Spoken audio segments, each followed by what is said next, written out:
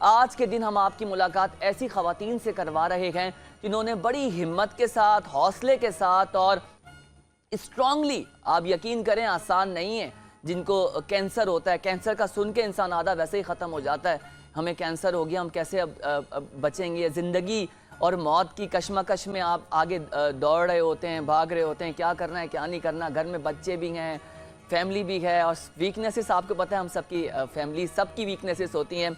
ऐसे में ख़वातीन अल्लाह पाक ने बड़ी ताकत दी है हमारी माओं को, हमारी बहनों को, और जिस तरह से वो पाकिस्तान जैसी सोसाइटी में काम कर रही हैं जहाँ पर इतने चैलेंजेस हैं, उसके साथ साथ जिनको ब्रेस्ट कैंसर हो जाए उसको लड़ना और वॉरियर्स के तौर पर, सोल्जर्स के तौर पर उसका मुकाबला करना, ये कोई आसान काम नहीं है।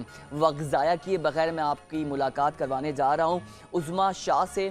हाउसवाइफ हैं और इनको ब्रेस्ट कैंसर हुआ था, ये सर्वाइवर हैं, इन्होंने इसका ख़ात्मा किया। मैडम उज़्मा अस्सलाम वालेकुम, कैसी हैं आप? ठीक हैं, अल्हम्दुलिल्लाह। Welcome to the show. और आपका बेहद शुक्रिया, आपने हमारे लिए वक्त निकाला, हमें इज़्ज़त बख्शी, और अभी हम आपसे इस पर मज़ीद बात करते हैं।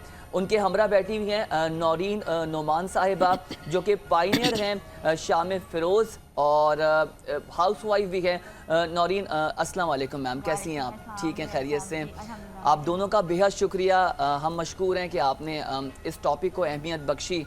और क्यों ना अहमियत बख्शें, बिकॉज आप लोगों ने जो फ़ाइट किए हैं और क्योंकि आप लोगों के साथ ये चैलेंजेस आए थे। मैं सबसे पहले उज़्मा आपकी तरफ आऊँगा। मैम मुझे बताएं कि क्या फीलिंग्स हैं जब ये हुआ और माशाल्लाह से आपने सरवाइव किया, आपने उन चैलेंजेस का ख़ात्मा भी किया, उसको फेस भी किया कि कैसे ज़िंदगी आगे बढ़ेगी और किस तरह से होगा। तो मैं चाहूँगा कि आप अपनी जर्नी हमसे शेयर कीजिए। थैंक यू सो मच, आपने हमें इस प्रोग्राम में बुलाया। मेरे साथ ये हुआ था, जब मैं 2 साल पहले की बात है, मैं बैठी हुई थी, मुझे एचिंग फील हुई। तो जब मैंने महसूस किया देयर इज़ समथिंग, तो फिर मैंने अपने हस्बैंड से डिस्कस किया, तो मेरे हस्बैंड ने कहा सुबह डॉक्टर के पास चलते हैं। विदिन 24 आवर में डॉक्टर के पास चली गई। तो जब वहाँ गई तो फिर उन्होंने मेरा एग्ज़ामिन किया, फिर उन्होंने मुझे बताया कि आपके साथ मे बी ये प्रॉब्लम हो। फिर मेरा अल्ट्रासाउंड हुआ, सिटी स्कैन, मैमोग्राम, फिर उसके बाद बायोप्सी हुई, उसके बाद मेरा ग्रेड 3 आया। फिर उसके बाद उन्होंने कहा कि आपकी ट्रीटमेंट स्टार्ट होगा, कीमो की तरफ गई। कीमो का नाम ही सुनते सब लोग घबरा जाते हैं। मेरी फैमिली बहुत ज़्यादा सेंसिटिव थी इस मामले में। उन्होंने कहा कि कीमो से ये हो जाता है, क्योंकि लोगों की नेगेटिव थॉट्स होती हैं। तो फिर खैर मैंने अपना इलाज शुरू किया। कीमो का प्रोसेस थोड़ा सा कॉम्प्लिकेटेड था, लेकिन अल्हम्दुलिल्लाह पेनफुल भी होता है, मैंने सुना है। पेनफुल भी होता है। मेरी एक दोस्त ने बड़ी अच्छी तरह उन्होंने इस चीज़ को डिस्क्राइब किया। ये पूरा जो प्रोसेस होता है पेनफुल तो होता है, इसको लाइक अ प्रेगनेंसी की तरह भी आप ले सकते हैं। जैसे प्रेगनेंसी में हमारे साथ जो सिम्टम्स होते हैं, वॉमिटिंग होती है, आपको नोज़िया फील होता है, स्टमक में प्रॉब्लम्स होती हैं, तो इस तरह के इश्यूज़ आपको बहुत उससे ज़्यादा लेवल पे होते हैं, हाई लेवल पे होते हैं, लेकिन कंडीशन उसी तरह की होती है। लेकिन इसी के साथ अपनी फैमिलीज़ को लेके चलना। फिर उसके बाद सर्जरी की तरफ आई मैं, सर्जरी हुई अल्हम्दुलिल्लाह। फिर उसके बाद रेडिएशन, वो भी पेनफुल प्रोसेस होता है। फिर फैमिलीज़ को भी लेके चलना, सब कुछ बहुत अच्छे तरीके से किया।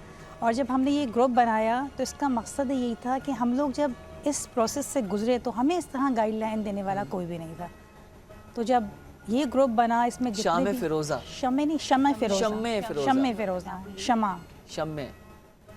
शमा एग्जैक्टली। तो जब ये ग्रुप हमने इसीलिए बनाया कि बहुत सारे, अगर ये ग्रुप हमने ये सोच के नहीं बनाया था, हम लोग एक दूसरे की हेल्प करते थे। फिर वो करते करते हमारे इस वक्त हमारे पास 85% हैं इस ग्रुप में। तो हर किसी को मोटिवेट करते हैं डिफरेंट, अगर किसी की सर्जरी है तो उससे रिलेटेड उसको इन्फॉर्मेशन देना, अगर किसी कीमो हो रही है तो उससे रिलेटेड उसको इन्फॉर्मेशन देना। डॉक्टर्स जो हैं वो सब कुछ तो करते हैं, लेकिन इतना डिटेल में आपको हर चीज़ नहीं गाइड करते।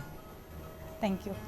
ठीक है मैम नौरीन, आप बताइए कि आपके साथ आपको कब फील हुआ कि आपको कोई प्रॉब्लम हो रही है, फिर आपने इस जर्नी का कैसे सामना किया, आपको क्या चैलेंजेस, क्या हर्डल्स फेस आए?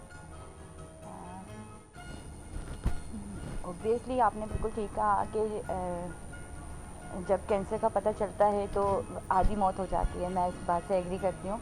और मुझे इस तरह से पता चला कि मुझे नम फील हुआ और मैं उसको इग्नोर कर रही थी।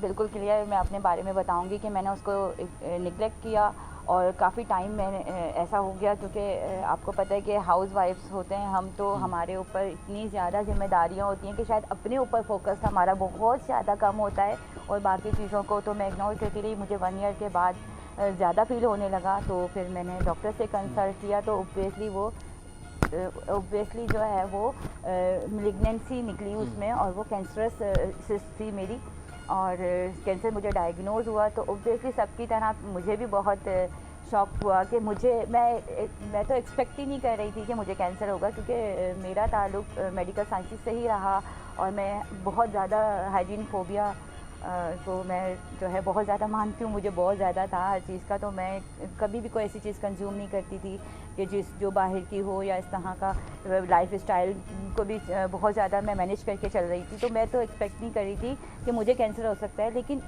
जब मेरी रिपोर्ट आई बायोप्सी की तो उसमें मुझे कैंसर डिटेक्ट हो गया और फाइनली फिर कुछ भी नहीं था। फिर इसको अल्लाह की रहमत समझी, क्योंकि हमें जो कुछ भी मिलता है वो अल्लाह की तरफ से मिलता है, और मैंने इस बीमारी को भी अल्लाह की ही देन समझकर उसको, क्योंकि अल्लाह पाक कहते हैं कि आप अपने प्यारों को वो तकलीफ़ों से या आजमाइशों से गुजारते हैं, तो इसको ब्लास्ट समझा। फिर 1 मिनट के लिए फ़ील हुआ कि मुझे कैंसर हुआ। फिर दूसरे दिन फिर मुझे जब मैं अपने रिलैक्सिंग पीरियड में थी तो फिर मुझे फ़ील हुआ कि अब मेरे बच्चों का क्या होगा। फिर मुझे फिर वो वापस से वही बात अल्लाह पाक ने मेरे जहन में डाली कि अल्लाह ताला पालने वाला है, वही हमें क्रिएट करता है और वही हमारी लाइफ को सारी को सर्वाइव करता है और हमें सपोर्ट करता है। तो बस 2 दफ़ा ये मुझे फ़ील हुआ। उसके बाद मैंने अपना इलाज स्टार्ट किया और इलाज जो है बहुत ज़्यादा अच्छा हो रहा है पाकिस्तान में, और ये क्योरेबल है। इससे कोई भी खातून अगर उनको डायग्नोज हो जाता है या वो वैसा फ़ील कर रही हैं और नहीं जा रही हैं कि डायग्नोज हो जाएगा, तो ये बहुत गलत चीज़ है।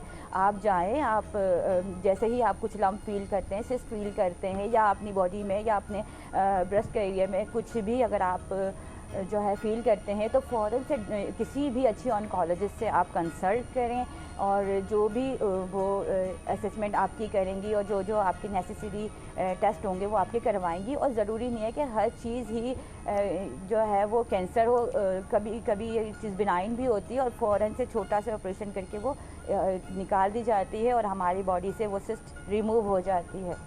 ठीक है, एक ब्रेक लेते हैं मैम। ब्रेक से जब वापस आएंगे तो मज़ीद बात करेंगे, लेकिन एक पॉइंट मैं ज़रूर उठाऊंगा कि जो घर की ख़वातीन हैं वो अपने आप को देखना क्यों छोड़ देती हैं। अभी आपने ख़ुद कहा कि हाउस वाइफ्स जो हैं वो छोड़ देती हैं, तो अब इस पे भी बात करेंगे कि घर का ख्याल रखना, बच्चों को लुक आफ्टर करना, हस्बैंड को देखना, पूरी फैमिलीज रन कर रहे होते हैं और अपनी हेल्थ का ख्याल नहीं है।